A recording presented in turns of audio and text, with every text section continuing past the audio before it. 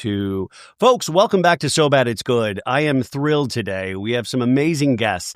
I do want to give a trigger warning at the top of this episode. We will be talking about very adult themes. On February 13th, 2017, 13-year-old Abigail Williams and 14-year-old Liberty Germain went for a hike on the trail by the Monon High Bridge in Delphi, Indiana, and then vanished. Their bodies were found the next day near that trail, and this case drew intense national attention. Richard Matthew Allen was eventually arrested in October of 2022 after a very long investigation. Now, today, we have the hosts of the Murder Sheet podcast and the authors of the new This is incredibly crafted, this book about the Delphi murders, Shadow of the Bridge. We have Áine, Cain, and Kevin Greenlee with us. Welcome to the show, guys. Thank you so much for having us, Ryan. It's an honor to talk to you. And also shout out to our friend Christina for getting us your show. My friend Christina was like, you've got to read this book. She got me the book. And I was like, I'm knee deep in Vanderpump Rules right now. And I was like, this is going to be a real big switch up. And I read the book. And I have to say, because guys, listening or watching this, it is not just true crime. It really delves into how the police handled this, the public outcry, also what podcasters and Redditors can add or subtract from the case. It is so gripping, on top of you never forget the tragedy of losing these two very young girls. And there were details in this book that I just kept going like, how did you guys do this? So that's a big question. How did you guys do this? Great question, Ryan. I don't know in retrospect. I feel like it was one of those things where, it's like a frog boiling in water, right? Like we became so immersed in this case. I think in the beginning, we didn't really realize that. We were like, we're reporting on it, whatever. But as time went on, it just became sort of like a passion where it was like, we need to see this through to the end and try to bring out. Did it become an obsession or a passion? I think an obsession, in fairness. I mean, when we're running, there were situations where we were like running out of birthday brunches and dinners and, taking weekends to just delve into something. I think in retrospect, I'd love to say it was just a passion, but it was more like an obsession. Yeah, absolutely. We put our lives on hold for a long time for this case. And I don't regret that because I think it was the truth needed to come out. And Kevin, just about your relationship, when did the Murder Sheet start? Because it was 2017, right? And you guys didn't even know each other at first. Is that correct? Yeah, we didn't even know each other at the time these murders happened. We actually met over another murder, oddly enough. I sit in the meat podcaster queued over another murder. If I had a nickel, yeah.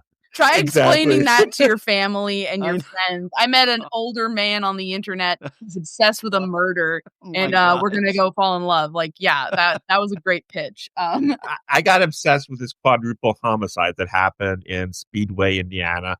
And I'm talking with one of the investigators who worked on the case. And he said, you should try to see if there's anybody out there expressing a lot of interest in it online, because that person might have some guilty knowledge. And so I started looking, and I found it was kind of an obscure case from the 70s. And I found there was this reporter from New York who was making it clear online she was interested in the case. And so I reached out like, hey, what's going on? And the rest is history. For all you people out there that are looking to meet people, this is where it all goes down. Well, that's such an interesting. So then you guys decide, what is the decision to then take your mutual passion for these kind of topics and then do it in podcasting form? Because you guys have, I think, over 600 episodes at this point. Yes, we're doing too much, I think. Kevin had to convince me to do a podcast. I was coming from a more traditional media background, so I was reporting for Business Insider, which was a great experience. Loved working there. And I was just always like, podcasting is it's so loose. There's some great podcasts. I love true crime podcasts. So a lot of people I respect, but there's so much stuff that's not really adding much value, frankly. So I was a bit of a snob, and I was like, I don't know if I want to do a podcast. And he kind of just wore me down eventually. The real answer is I fell in love with her. And I lived in Indiana, and she lived in New York. And I thought, she's going to go back to New York. I'm never going to talk to her again. And so I said, well, here's an idea. If I can convince her to do a podcast, then we have to talk at least once a week. Yeah, he was doing it to kind of keep it going. And I refused to do it until we moved in together and became engaged. I'm like, I'm not doing a podcast with a man that's not committed to me. That just seems like That's you got to put a ring on it, and then we can do a pod. That's a great. By the way, I just want to just also clarify to the audience, when you read this book, there's not the levity that we have right here. I mean, this is reported so like on the nose, and I mean that as a compliment. It really takes you behind the scenes. So we might be joking now, but when you pick up this book, I'm telling you, it really sucked me in, and it was just the details. And to your point about podcasting, I think sometimes, and I find it even covering like reality TV, is that a lot of people are looking to sensationalize because it gets easy clicks, easy downloads. It can get a lot of attention really quick.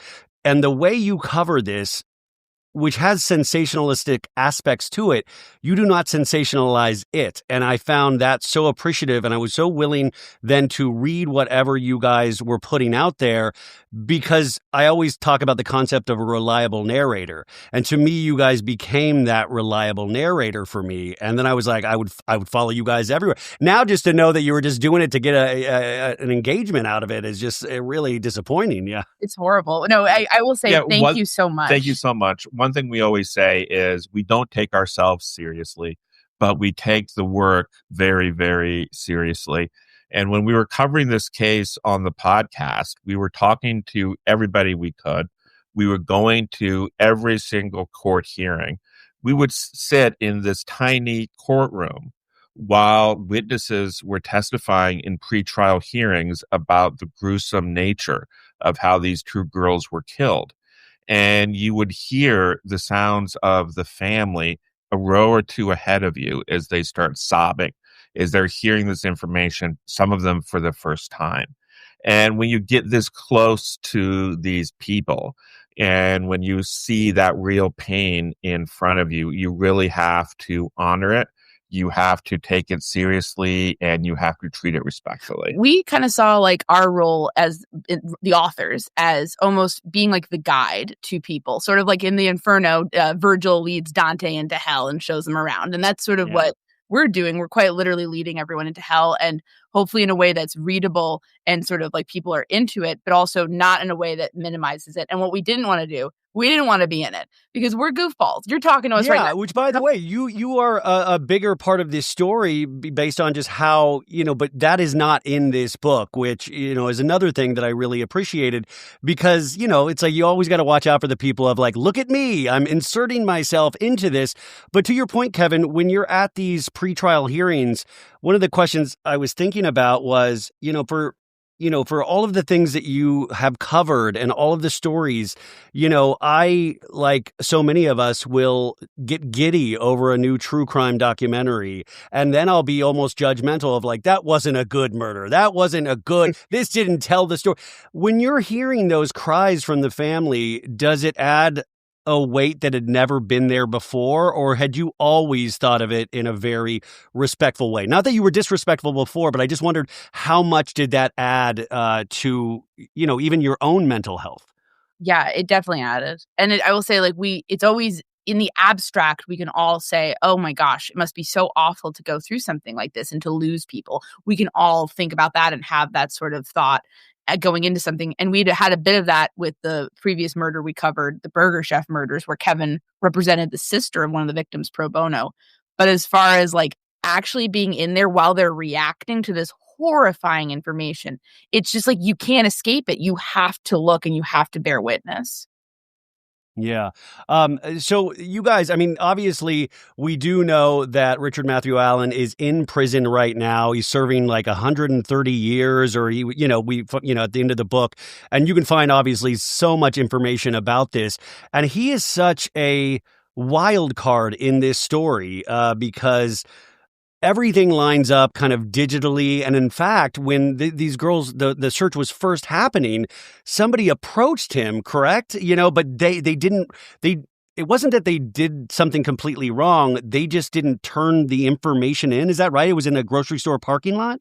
Yeah. So a Department of Natural Resources officer who was volunteering with the investigation and doing like dozens of interviews every day, he got the tip to look into this guy because Richard Allen himself called the police and said, hey, I was there. So he called himself in.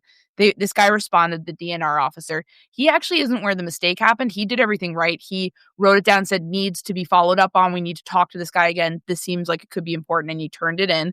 And at that point, something goes wrong. It's written down cleared and it wasn't cleared. And so then it's put in the wrong place. And on top of that, his name is put in wrong. And this guy, the DNR guy tried to fix that. He's like, hey, his name's Richard Allen, not Richard Whiteman. Whiteman is the street he lives on.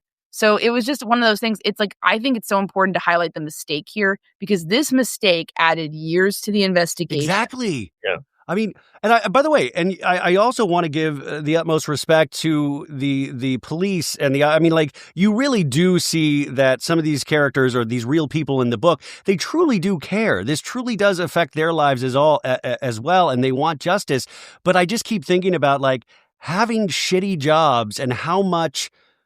Sometimes I wouldn't return the call. I still don't return calls. There are so many things that I miss on a daily basis. And now you're dealing with life and death and actually bringing somebody to justice, but still mistakes happen. And, in all the cases that you've covered, does that still surprise you as well? Not at all. I'm going to because here's what I used to think. I used to think, how could the police make a mistake like this? It's so important. And then it's I, grew up and got a job. And if you do any sort of work project with a bunch of other people, there's going to be there's going to be someone who maybe isn't that good or someone makes an innocent mistake or this or that. And it's just because the police's job is so important, it's magnified. So it's we should definitely hold the police accountable when they make mistakes and talk about it and say, how do we avoid this? But we should also not necessarily view the police as perfect because, first of all, that leads to all sorts of problematic views on the police in general. You have to be they're capable of making mistakes or even being corrupt. But at the same time, they're also human beings. And it's not that you need to give grace in the sense of don't worry about it. It's no big deal. It's more of we just shouldn't view them. It's just, I think sometimes people have a very binary view. They're they're either all bad and terrible and they're just completely incompetent, or they're perfect and they can do no wrong and don't worry about it. And it's they're people, and that's it. They're people just like us. Yeah. And one thing that really hit home for me during all of this is before I started covering this case, I would sometimes have a simplistic view of law enforcement. Yeah. I would think if somebody says, oh, the police did this or the state police did this, I would think of it almost as a monolith. But when you get to know these people, the police are just like any other group of people. There's police who really deeply believe one thing, and then they have rivals in the department who believe something else. Which you cover that as well. That's the part that I was my God, not that, I was this is a film. This is the interpersonal, taking this murder out of it. What I truly found fascinating was the mechanics of it that you walk us through brilliantly. It's wild. Thank you so much. Yeah, the drama is insane. And it makes sense, right? There's a bunch of type A people. These are a bunch of people who are really driven. And it's not necessarily malicious. It's just people get wrapped up in their own drama and their own theories. And then when you don't agree with them, they get pretty upset. So in that way, and honestly, what scares me is that in some cases, I think police can get blinders on and they go for the wrong person just because it fits whatever narrative is in their heads. Yeah. And that was happening behind the scenes in this case. But ultimately, I think the guys who were the core group of people investigating this, they did not get blinders. They didn't go for the easy option or what they felt personally connected to. They were really looking at the evidence. And I agree with you. I find all this behind the scenes stuff and all of the mechanics of it and the rivalries, I find all that very interesting. And frankly, I find it a lot more interesting than the false stories that were put out about it. There are people out there online who basically portray the police as these conspirators, rubbing their beards and conjuring up all of these awful machinations. And that's just silly. What really happened is a lot more interesting, including the mistakes the police made. Yeah. No, that was the frustrating part about reading this. Folks, we are here once again to talk about our good friends over at Quince. Now, it's January here in Los Angeles, and it is raining cats and dogs, so you need clothes for those colder winter days. I'm wearing my very sharp, lightweight sports jacket, if you can see this on YouTube right now. But this is your moment where your winter wardrobe, it really has to deliver. And if you're craving a winter reset, start with pieces truly made to last season after season. Quince brings together premium materials, thoughtful design, and enduring quality so you stay warm, look sharp, and feel your best all season long. It has everything you need. Men's Mongolian cashmere sweaters, wool coats, leather and suede outerwear that actually hold up to daily wear and still look good. The outerwear, especially impressive. Think down jackets, wool coats, Italian leather outerwear that keeps you warm when it's actually cold. Each piece is made from premium materials by trusted factories that meet rigorous standards for craftsmanship and ethical production. And by cutting out the middleman and traditional markups, Quince delivers the same quality as luxury brands at a fraction of the price. The result is always going to be classic styles that you're going to love that hold up year after year. So refresh your winter wardrobe with Quince. Go to quince.com/sobad for free shipping on your order and 365-day returns. Now available in Canada too. That's QUINCE.com/sobad for free shipping and 365-day returns. Quince.com/sobad. And talking about podcasting and Reddits and armchair detectives that we have. And in some ways, it has really helped gain a lot of attention for cases that might not get that attention.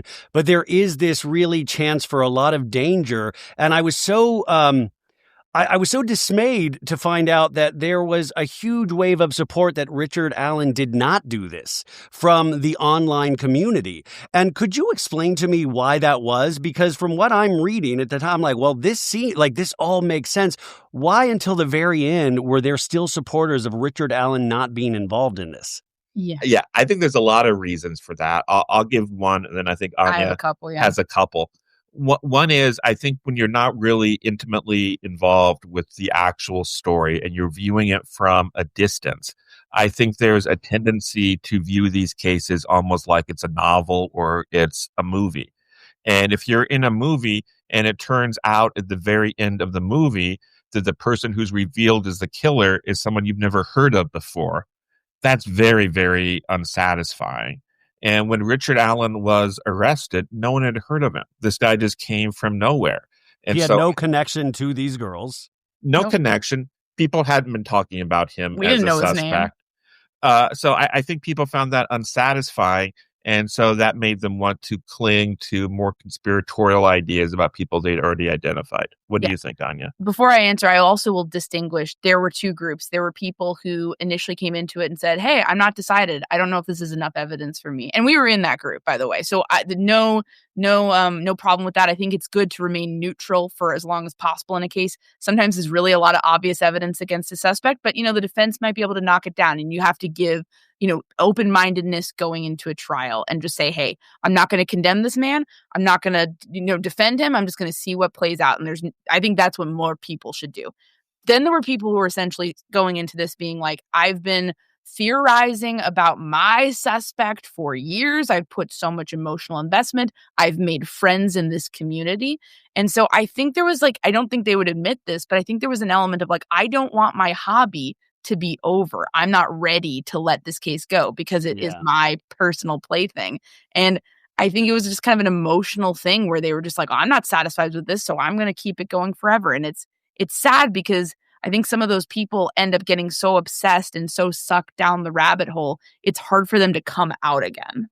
Yeah, no, I mean, I was thinking about you come from a journalistic background, right? And I was thinking about there's a certain code. There are rules in journalism that a lot of the online community are not aware of. They don't go to school for this. They are not. So the rules don't exist for them. So they are feeling free to make a lot of mistakes, to stoke the fire. And I don't even know if they realize they're doing it. But in 2025, I really get scared that journalistic ethics have gone out the window completely. Do you feel the same sometimes? Oh, yes. I mean, it's bad. It's bad out there. And there's so many reasons, right? So many of my friends have gotten laid off, and there's just the jobs are, dwindling. It's a dark time for journalism in so many ways. And then what you have is the void is being filled by people who are not journalists, who are commentators. And when you have ethical commentators, I don't think there's necessarily a huge problem. I'm a big believer in you don't have to be journalistically trained to at least come to something with honesty and ethics and integrity. So it's not like I'm saying, oh, only journalists should be you have to have a fedora with a press pass in it, or you're not allowed in. It's more that a lot of people don't actually care about the truth at all. And they're just going to say whatever, but people are still consuming them as if they're coming to it with integrity. And so they're misleading their audiences. That's where I have a problem. Yeah. And it's not about opinions, right? You can come in and say, I think this stinks, or this is great. That's all fine. It's more about like what we saw was people twisting facts in order to meet their preferred narrative. And that's where we're having a problem. And we saw a lot of innocent people having their lives really adversely affected by being falsely accused of being involved in this. One detail about this crime is one of the girls was actually able to like secretly videotape the man who was approaching her. So we have a blurry image of him. We also have some sketches. We have the voice, right? And we have the voice. And so people all over the country would like look at the sketch or the blurry image and say, oh, that looks like this guy or that guy. And they would publicize their feelings and their gut instincts on this. And the end result is a lot of people got falsely accused, and that really affected people's lives. Oh, I mean, when they arrested Brian Koberger, I had people leaving comments of like, "You look like him" on some of my posts, and I was like, "No." And I was like, I kind of can see it, but no. I mean, it is interesting how people will, it's like you want the information, you want to, I imagine, chase down all leads, but when you open it to a national audience, I would imagine you're talking about thousands and thousands and thousands of leads that the police will have to chase down, correct? Yeah, and some of them were totally bonkers. Like people were calling in and saying, you guys need to interview Sasquatch. He knows what happened. He was there. Like, it's like wasting. I mean, it's funny, but it's also like a waste of the police's time to be getting that and having to like kind of like, deal with that. Or one person called in and is like, it's aliens. And they thought for some reason it was, are they talking about like illegal immigrants? Like, what are we talking about? And they ran it down and they literally meant UFOs. I mean, like it was just, it's one of those things. It's like, it's not, people almost treat it like it's a joke, or sometimes unwell people might insert themselves in, and maybe they don't have any ill intent, but it's still a huge waste of time. And for us, I mean, I remember early on when we knew we made it when some people started making videos of like, maybe Kevin is bridge guy. So we definitely understand your experience. So you guys are going to these pretrial hearings, and when is the point in all of this that you were like, we possibly have a book here, because also you do not seem like look at me type of people. You seem to really care about these things that you cover. And I've been listening to your podcast. What is that point where you're like, let's do a book? And then how does that process go with the interviews and things of that nature? What occurred to us is this is a very, very complicated story. And when we were getting it in bits and pieces through the pretrial process, we're not getting it in chronological order. We might get chapter 5 and then chapter 17 and then chapter 13. And even for us who were like totally immersed in it, there were times it was really difficult to follow. And as people who love true crime books, it just occurred to us what this case really needs is a book that just lays out all the stuff in chronological order.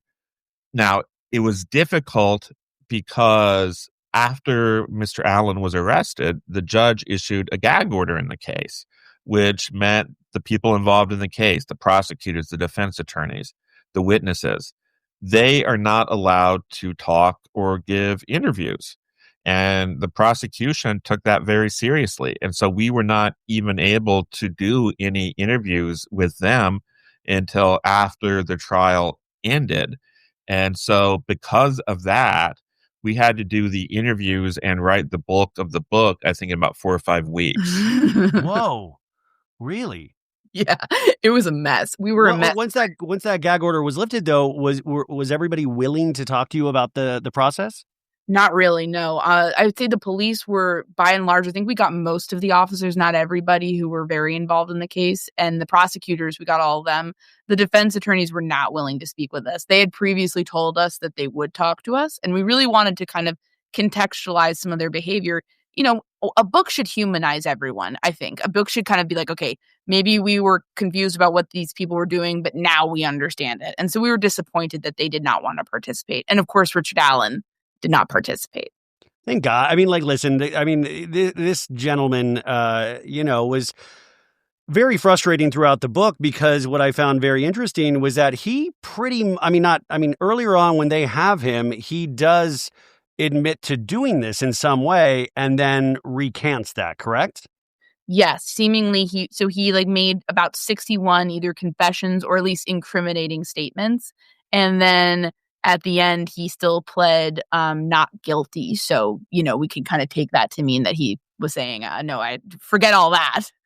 He was, at some point while he was incarcerated, he discovers God. Yeah, I remember that part. Yes. He discovers he's very concerned about getting into heaven and that his wife still loves him. He has a daughter. That's a big, that was a fascinating part. That's a really big motivator for him, because he says, I'm not going to be reunited with my family on earth. I need to get into heaven so I can be reunited with them there. And he feels the only way he can do that is to confess and apologize.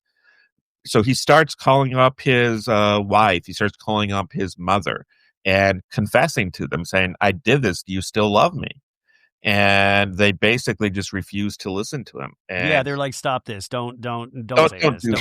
Don't do this. Miss us with this. So he gets the message, and ultimately he stops confessing. And so, and that's the wild part, is that, you've just added so much more time to this when it is you. And by the way, one of the reasons that they catch him, you guys, is a lot of people will keep souvenirs. And I believe in his little memory keepsake box by his bed had a bullet casing, correct? Is that how he was one of the physical evidence pieces? Yeah, one of the things that gave the detectives complete chills when they came upon it was they found in his memory box, which has like things from his service in the military, pictures of his daughter, like just what you'd have that was important to your life.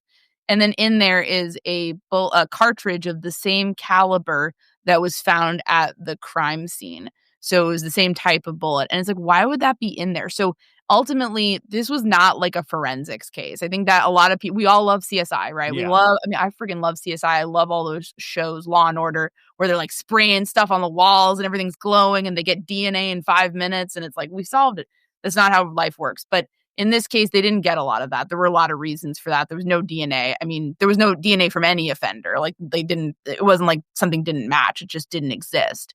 Or at least they weren't able to find it with today's technology. So this wasn't one of those cases. It was all really circumstantial. Sometimes people think because of the CSI effect, that means weak, but it actually just means it's just not going to be DNA. So I would say, like, yeah, that cartridge was definitely a creepy moment, though, because it was like, why is this in here? It was more suggestive than anything else.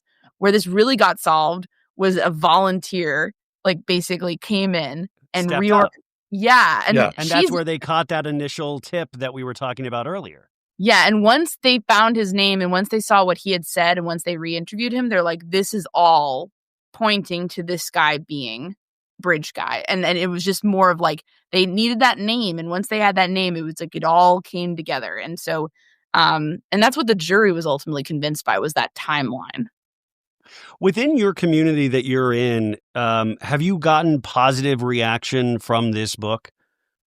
Yes. I'd say it's been pretty much mostly positive. I mean, like, from what I'm sure there's some people that are mad at us, but no, I just didn't know if it was like a snobby community. Like, sometimes you'll have communities like, oh, how dare they get that opportunity, or how dare they do this? And I know that's petty, but it turns out we live in a petty world sometimes. And I was wondering what, because I read it, I'm like, oh, this is an all-timer. Like, to me, this is this is what I'm going to be interested in, is to see how this book grows year after year. And because I think that's the point of doing interviews like this, you guys, because give this a shot. And once again, it's not sensational. It really it takes you through a case and the mechanics of it. But I just was wondering if it was mainly positive within the community of Redditors and podcasters and things like that. We've heard very positive things. I think what we've been aware of as far as hate goes is more from the Richard Allen fan club enthusiasts. Which still exists. That's what wait, how does this still exist, you guys? And by the way, the guy was like throwing tantrums. He started trying to eat poop in jail. There are a lot of signs that, obviously this man is not well. Why do we have fan clubs for these things? I don't understand. I think sometimes when it's like a charismatic killer, there can be something about like, hey, this person seems kind of cool, and they develop a following, and that's more understandable to me. In this case, This guy doesn't this have guy had charisma. negative charisma, like no charisma. Yeah. No, I mean he's just a sad sack in life. He wasn't interesting. He was just a guy who like couldn't. He had a power fantasy and he couldn't handle stress, and that's what happened.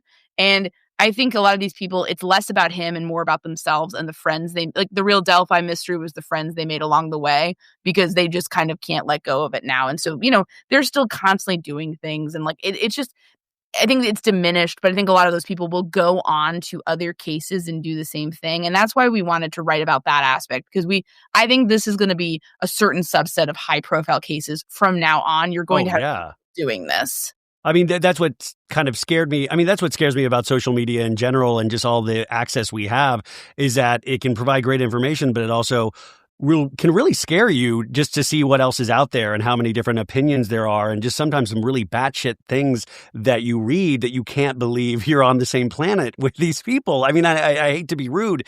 The other thing that you uncovered, and I obviously be remiss to not talk about Abigail and Liberty, the two women that lost their lives at such a young age. But what the amazing thing was that was it Abigail that was able to have that clip? Libby got that, and then Abby kind of was able to hide the phone somehow. And this was Snapchat, is that right? So it was a video on her phone. But she took a Snapchat fit picture too. She took Snap. Yeah, there was like, she was a typical teen in 2017. They were doing all the social media and, communicating on that. But then when it came time to this really creepy guy is kind of approaching them, she had the foresight to kind of, you can tell she's almost holding it at an angle, like to be more surreptitious, and she's getting him. And it was just for an instant, but you can clearly see what he's wearing and you can clearly hear his voice. And that's where we called him Bridge Guy. Bridge Guy he was referred to from that point on. Yeah, everyone called him Bridge Guy, and then it was just a pursuit for him. I think a lot of people came into this on the online space with good intentions, because I think the goal was, let's find who Bridge Guy is. So, I mean, most people were very pro-social and great and just trying to raise awareness. A small minority of people took it way too far. The other thing about that Snapchat that I found interesting in the book was that it led to other people doing crimes. Is that there is one gentleman that is posing as a young kid to lure young kids and have, obviously inappropriate relationships with them. And they, come to him and, as a suspect, and he is not a suspect, but they find out that he is, a pedophile. And I thought, that is insane. And at first they don't do anything with this guy, right? This was yet another mistake that was just one of those things where you're like, okay, we need to highlight this, because I think the chaos of the early days just threw so much into, where it was like, okay, let's do this and this and this. And, it's like they basically did not do anything on this, or there was a miscommunication between an officer and then a prosecutor. Like, hey, is there a case here? Oh, no, I don't think there is.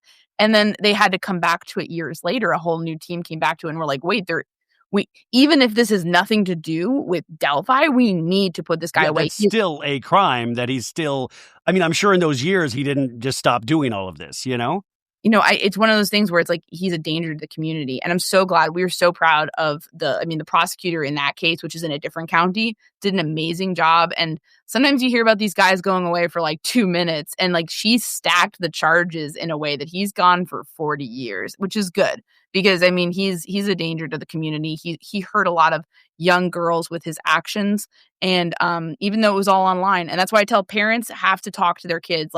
The pedophiles aren't in the van outside your house; they are in your child's phone right now, trying to talk to them. Places like Roblox and Snapchat and Instagram. My niece and nephew used to be on Roblox all the time, and they would get creepy messages all the time. It's bad. And that guy is interesting. I mentioned earlier, I think, that we talked to everybody we could. We actually had a couple of interviews with him. And it was very surreal talking to this pedophile, because he would just sit there and just very easily, very calmly, just completely lie about everything. And if you didn't know for a fact that he was lying, which He's knew, convincing. It's convincing. And so a lot of people, it's easy to see how he was able to manipulate his victims. I agree. But don't you think that speaks to our innate goodness, is that people still want to believe people? You know, like for better or worse, some people aren't jaded like I am, where they actually will be lied to, and you're like, okay, yeah, that checks out. You know, I think we're just, I don't know what it is about us. I don't know if we're innately good or it's just like, it's like, he's just so reasonable. Like what he's saying, you're like, oh yeah, that sounds pretty good. And then you're like, wait a minute, that's not true. Like, it's just like your brain almost is just like, oh yeah, like when someone's persuasive, when someone just sounds so reasonable and what they're saying is just so matter of fact, it's like, it just goes past your brain's radar. And then your brain has to almost catch up and be like, whoa, whoa, whoa, whoa, whoa. No, that's not true. um, overall, we mentioned this earlier, but your own mental health, you know, like I cover like pop culture and reality, and sometimes I feel like I'm going crazy dealing with whatever stupid reality show I'm covering. But like you guys do this every week. You look at new cases. You're uncovering the darkest of humanity. How do you keep your sanity? And I guess you have each other for that a little bit. But like, how does this not just like, affect you at like a cellular level every day? It's a real struggle sometimes. And what you say about us having each other is true. That's wonderful. That's a great resource. But also, it's a problem because if please don't break up on my podcast, please. No. Don't break up. Like, please don't do that. That's not good. Kevin, what are you saying? that's the way to do it. It's that huge would go for the show, viral. Kevin. Huge for the show. Yeah. At the end of the day, if you're not working with your spouse, you go home and you're kind of forced to talk about different things. Yeah. But we get these cases that we can't stop thinking about, and you look at the person sitting on the couch next to you, you know, they're thinking about it too. And so it starts to bleed into your evenings, into your weekends, and really just intrude on everything. And so that's been a challenge for us to try to build walls so it doesn't just completely consume us. This is really cheesy. I'm going to say that. Also, I will say, like, when we were covering in the midst of trial, we were going every day. You had to get in line super early. You couldn't eat. There were all these things. And we started really sounding insane on the podcast, I'm pretty sure. And the reason I know that, I haven't gone back and listened. I don't want to go back and listen, but I think people were emailing us being like, are you guys okay? Yeah. And then some people were emailing us like, you know what? I'm going to come in and sit in line for you so you can go to sleep for a while. Oh. And that was so kind. I mean, it was such a night. I mean, like, we were just like, I'm still so grateful for those people and for everyone who reached out and was checking in on us. It was so kind. But I think people for a while were like, you guys are not well. I think we're going to have to do a little intervention here. But with us, you know, I think one thing that's been nice to see, and this is honestly was something we got more through the book than through the initial reporting, was just seeing some of these people who actually stepped up for Abby and Libby, getting to know their families, getting to know the prosecutors, the police officers who worked on this case.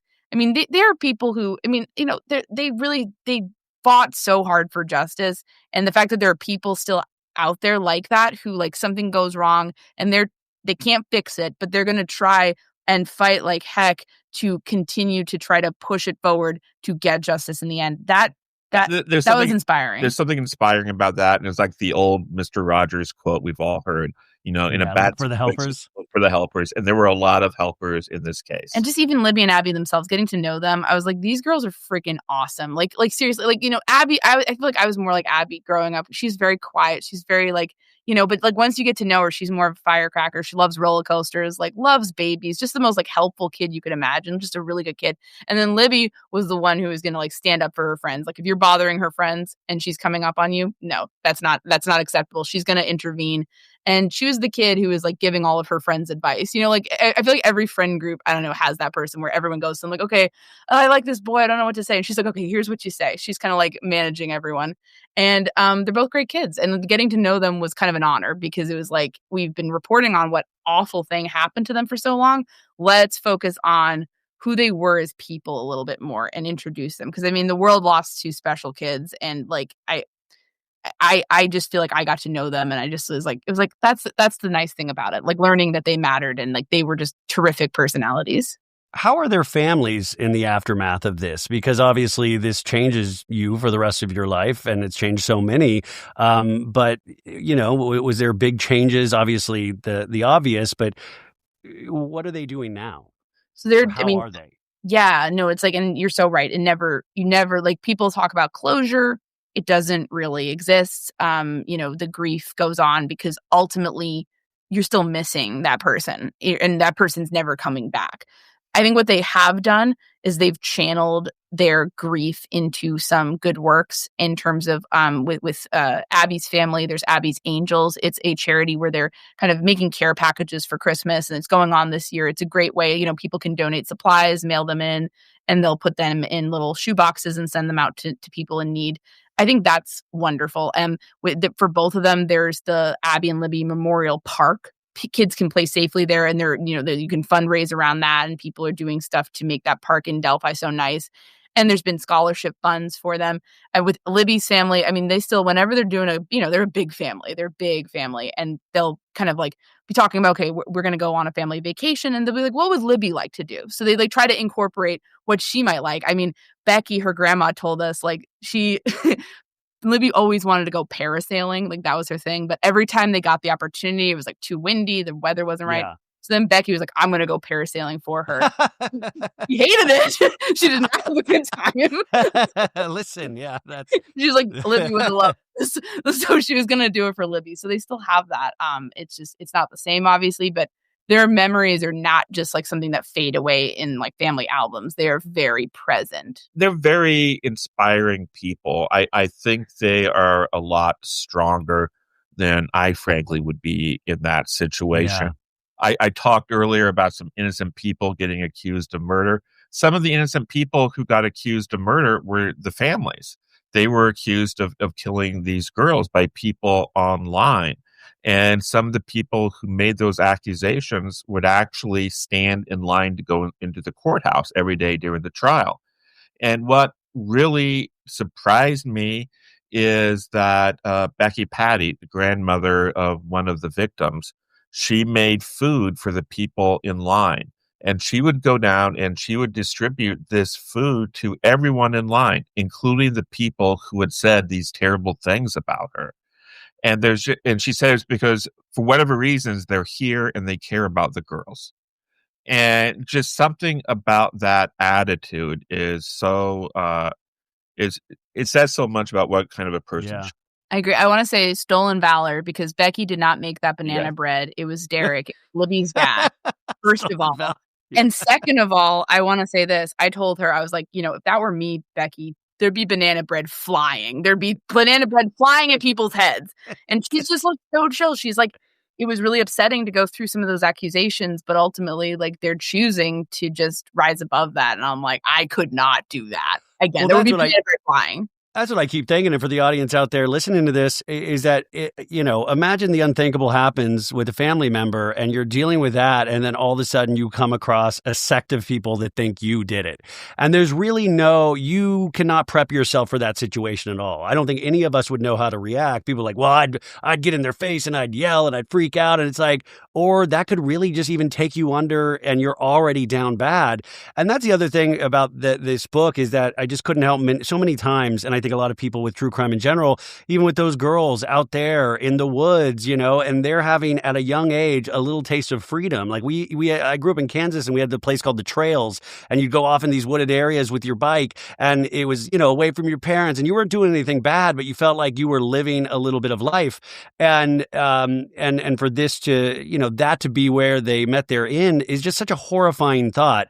And I think that's what happens with true crime is that we put ourselves into these horrific situations, and there's a big question mark because I think the majority of people that love true crime could never do and would never do anything like this. I'm sure there's a section of it that are walking that line, but it's really, what is the thing, having come out on this other end of this, what is the overall takeaway that you have learned? And it could be through actual police work. It could just be your writing style. What was it? I think for me, there's nothing wrong with being interested in true crime. We're interested in true crime. Obviously, a lot of people are. And there's nothing wrong. Kevin's a suspect in most of these things. Yes. That we're finding out. He thought I was a suspect. I'm like, dude, I wasn't even born in 1970. Suspect of your heart. That's what. Yeah, exactly. I thought he was a suspect because he didn't respond to my initial email response. And I remember telling my friend at work, like, I think I just got emailed by the killer. Like, I was joking. joking, but I wasn't really quite joking. So I would say for me, there's nothing wrong with true crime. True crime is a way to learn about what's going on in society. You can learn about like things like racism or things like sexism or things like like political intrigue or whatever. Like just true crime can take you through all sorts of cultural issues that you're not going to know about otherwise. So it's great. But I think some people take it to a T. And what I learned is humility. Like for me, when I was like reporting on retail for Business Insider, I might come up to a situation where it's like, hey, there's no cashiers at Walmart. And like someone might complain about it and be like, they're just all lazy. They're in the back. But then you learn, no, I dug into it. And actually Walmart's hiring less cashiers, or they're putting the cashiers in the back to do this. They're not like taking a smoke break. They're not being lazy. They're just, it's a systemic issue. And people in true crime often don't, they just make assumptions. They're like, well, this didn't happen, so therefore this must be true. And what you have to do is just check all the baggage at the door. You can ask questions, you can dig in, you can have debates, but just keep it respectful, because we all have to remember there's a lot we just don't know that's going on behind the scenes. And that I say it's a house. I'm outside the house. I'm trying to look in the windows. Maybe I can see through a crack in the blinds. This sounds really creepy, but I'm sorry. But like, you might see one room, but you're not seeing what's going on upstairs, and you're not seeing what's in the back of the house. You just are seeing what you're seeing. And we just have to be humble about that. And then for the other part, I would just say getting to meet some of these people who worked on the case, that has been unforgettable. And just my heart goes out to them, because a lot of them took it very, very, very, very to heart. And it's something that I respect immensely. So just getting to meet some of those people. There are people that actually care about what they do. They care deeply. And they were beaten up for years, and they just were going to keep going. That's what I'm saying. The length of time that this went on for, and you really, not that they had but you have to play this long game, because just like anything else, that public, and that's to your point, is that, do you ever struggle with, I think everybody wants access to everything, and that just legally is not possible, especially if you're trying to build a case against somebody or still trying to figure out who did it. And what is it like this appetite that the true crime community has, that we deserve everything, and we're going to find out even if there's a gag order? What do you guys feel about that? Well, we used to contribute to it, because we used to be those people. We would be That's like, what I was thinking, yeah. Why aren't they telling us this? Tell us now. That would be better. And then, like, if they'd taken our advice, the case wouldn't be solved, probably. Yeah, one of the key bits of evidence in the case was the fact that an unspent cartridge was discovered near the girls' bodies. Yeah. It had been cycled through a gun.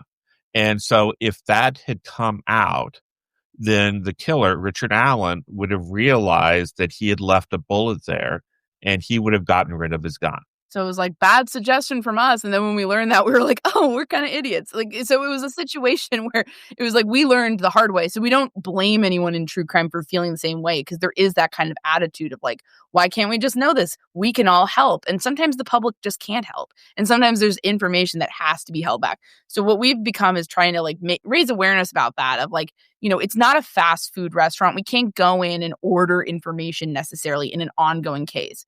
When the case is over, when the case is closed, it's a different situation. But I think patience is good, and not letting our frustration. Obviously, everyone wants to know everything. We understand that. We're nosy. That's why we're in true crime. But we just have to be like patient about things, and don't let your frustration at not knowing stuff turn you into a conspiracy theorist, because there's such an easy impulse there of like, they're not telling us, they messed it up. And it's like, that's not necessarily true. Well, we also live in a 24-hour-a-day news cycle now. And, if you're not going to report on it, the next person is, and they're going to rush just to get something out there. I see that even in what I deal with. Kevin, what was I cut you off. What was the thing that you learned the most about through this whole process? I learned to be humble and to realize we didn't have all the answers, and to be more patient. And I remember I was one of the people, I was critical about them not sharing some information.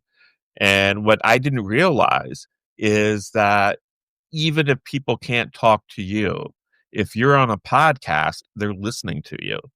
And there was a moment. Yeah, because you had people listening to this podcast and would be able to tell you when you got it wrong or when you got it right, right? And we had people who were bound by the gag order who couldn't talk to us, but they were still listening, and we didn't know, including the prosecutor.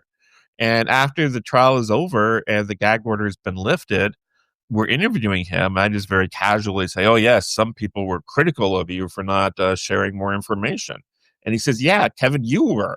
I heard the clip. His family was sending him clips while he was in the gym, so he's listening to us like. Oh my God! So awkward. And then Kevin's like, "Can I count on you for a 5-star review in Apple Podcasts and Spotify?" Yeah. Sorry about our takes. I mean, isn't that shocking? Then when they're like, "Oh my God, you listened to me!" Like that's wild. No, this was the worst moment, Ryan. This was so. I mean, I died inside on so many levels. I'm the one who says unhinged stuff. Kevin sounds like a respectable member of society on the podcast. I somehow start that way and then just go off the rails. I'm just saying all kinds of things, and so we're in the middle of trial, and I say that Richard Allen. There's all this evidence they find in his room, and it's more of just like. He owns the same clothes and he owns all these knives. And I say, oh, he owns a Bridge Guy starter kit. Cause I guess my head made that bizarre. Yes. Connection. Yeah. And so then, the wife of one of the prosecutors hears that and is like, oh, that's a pretty good line. And then she's asked by the prosecutors, hey, write down some points from trial so we can look at them through a layperson's eyes and see what's resonating.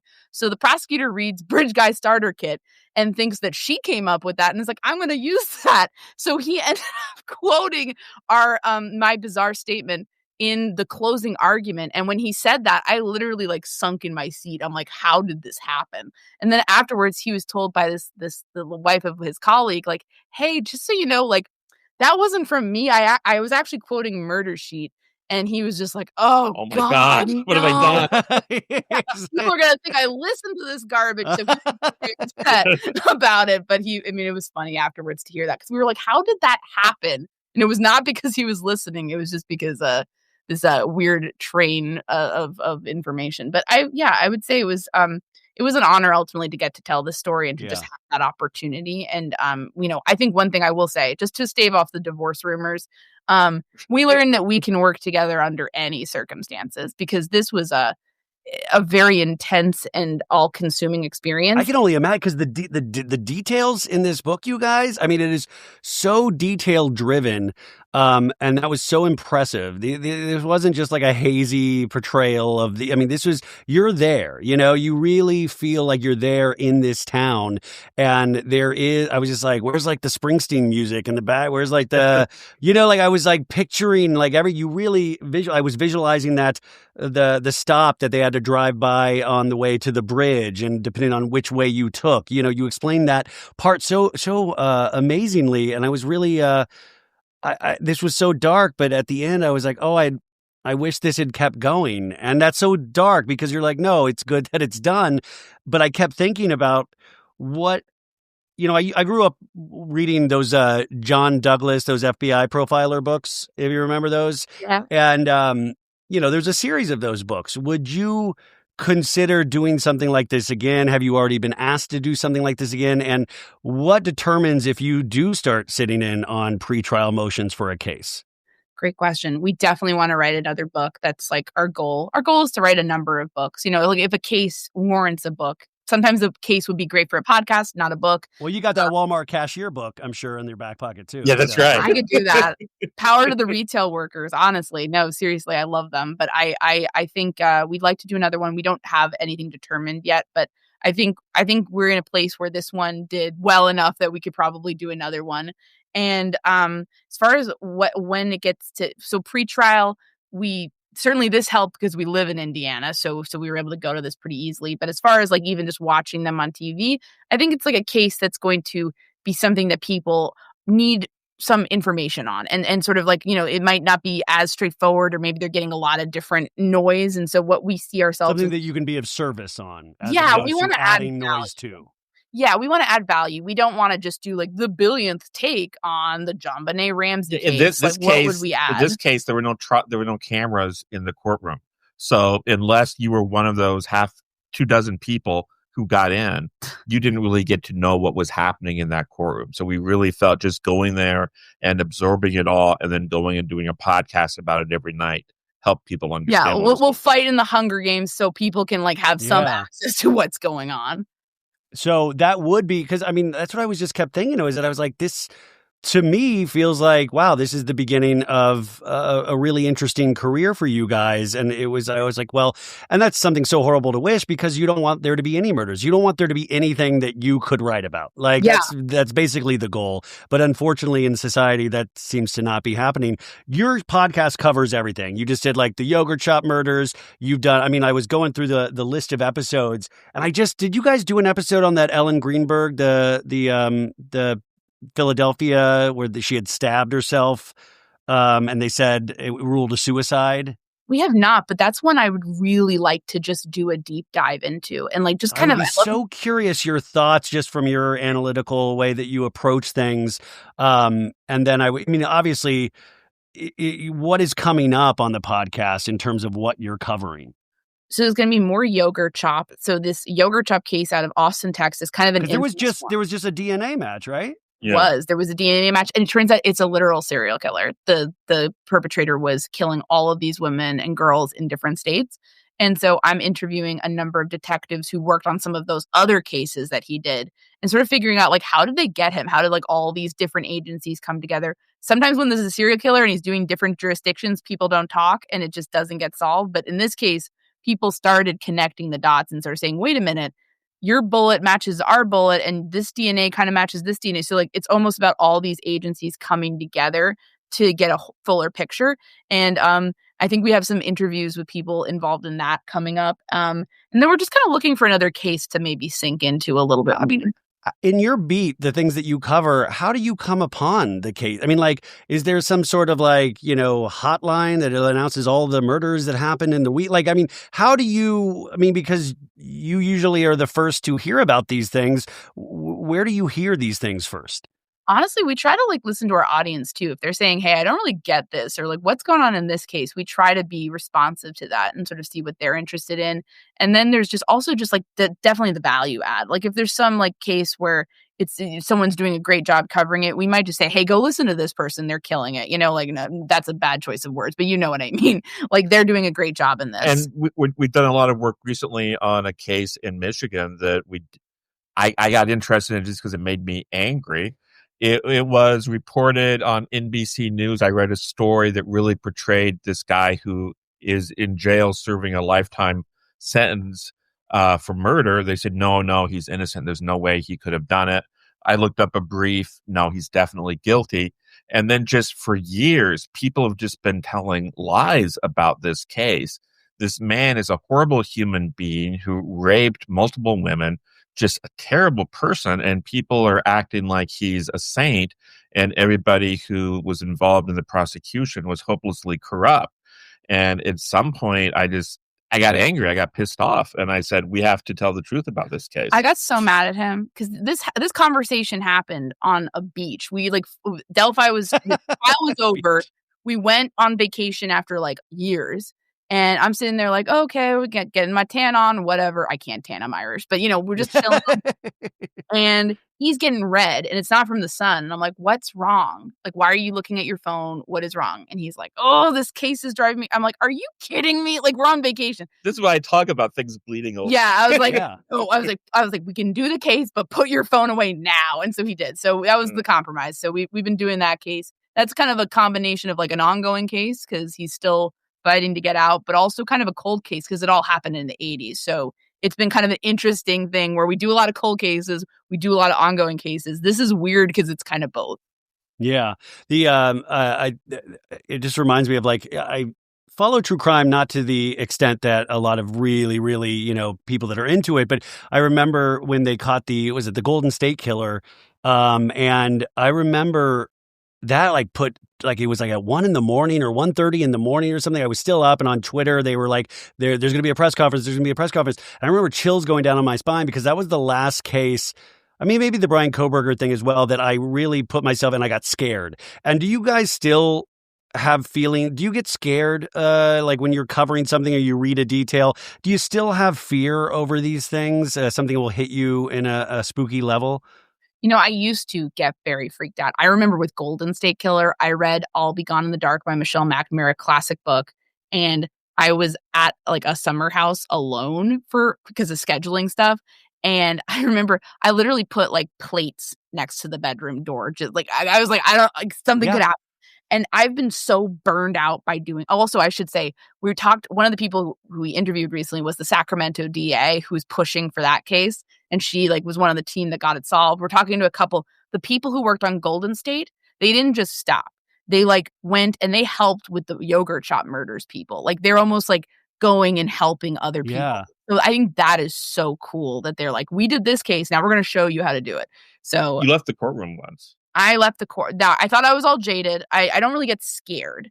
But as far as being like really sickened and disturbed and just really upset, during trial, the day they showed the crime scene pictures, because of a leak, I'd already seen some of them. And that was just Of the girls? Yeah. And it was like, but seeing it in that context, surrounded by like their mothers and their like, sisters and like, I forgot about that piece of the book, you guys, when the photos get leaked because some dude, like one of the police officers, took pictures with his cell phone. I mean, that's an insane part of this too. So it wasn't a police officer. It was actually a buddy of the defense attorney. Defense attorney, yes, yeah. I know, but here's how crazy it got, Ryan, because we're like trying to be like thorough. We're trying to interview people. We're trying to get a sense, who are these defense attorneys? So one of the people, somebody told us this guy's really close to one of the defense attorneys. So we interviewed him. So we had a nice conversation.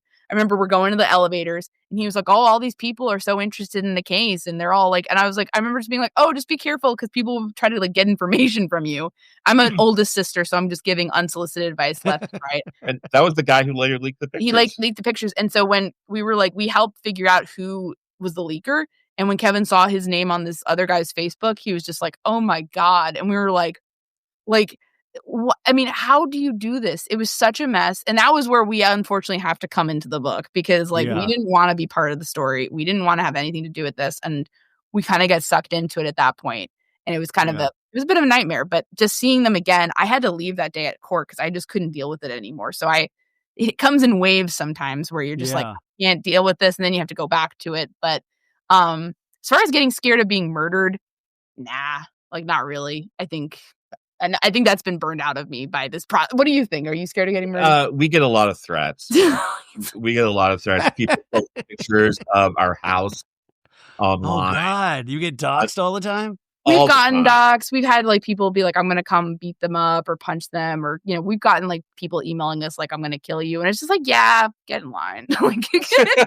Well, yeah. Once again, a 5-star review on Apple Podcast would be great. Then the killing, whatever you need to do. But let's really get the book. Get the book on your Goodreads. That's so horrific. But like, obviously, we're joking about something that, we shouldn't joke about because that's really horrifying. And I'm so sorry that you have to go through that or do go through that on a daily basis because you have to eventually get to the point where it desensitizes you or you couldn't keep doing the work that you're doing. Yeah. And what we learn is that most people who are acting antisocially on the internet, which is, again, the vast minority, most people are fine. Most people, like, if they don't like you, they're just like, I don't like you. Or they're just like, I don't think you did a good job. And that's fine. Like, we welcome, feedback is good.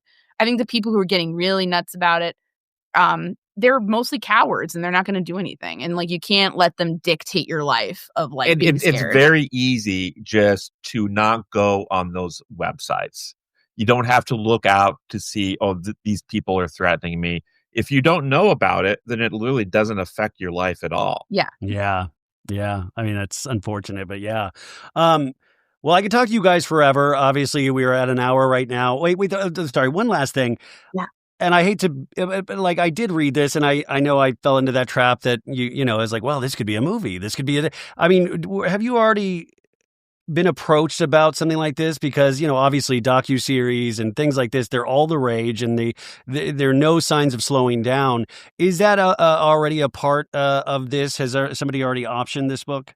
So in terms of like a documentary type, more of like that sort of thing, there has been some interest. So, I mean, we'll see where that goes. We're not, it's sort of like one of those things you put the book out and you see if people want to do something great.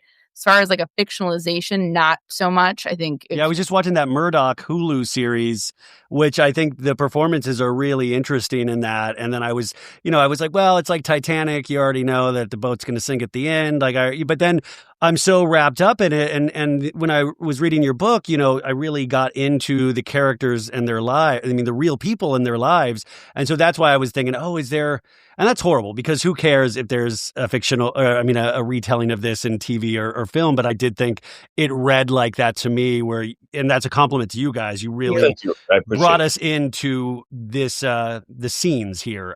Anyways, I hope this is the start of a long friendship. And I hope, I don't want to talk to you guys about murder all the time, but I'm just so in admiration. The podcast, once again, you guys, which I know we kept joking, go rate it 5 stars on Apple Podcasts and Spotify. It is well worth your time. It's called the Murder Sheet Podcast, and the book is called Shadow of the Bridge. I would love if you got it at your local bookseller, but if not, this is online. You can get it anywhere. And I'm really telling you guys, I think this is going to really grow in popularity over the years. This is not something day and date. This is, this is evergreen. I think whenever you pick this up, because you already know the outcome, you are going to be fascinated with just the machinations of the journey. And so, Kevin and Áine, I just really appreciate all your time today. This was a real honor. Ryan, this was a blast. Thank you so much for having us. And thank you for this wonderful interview. We really, really appreciate it. I hope I did it justice. And thank you, Christina, for hooking us up. Yeah. Go, Christina.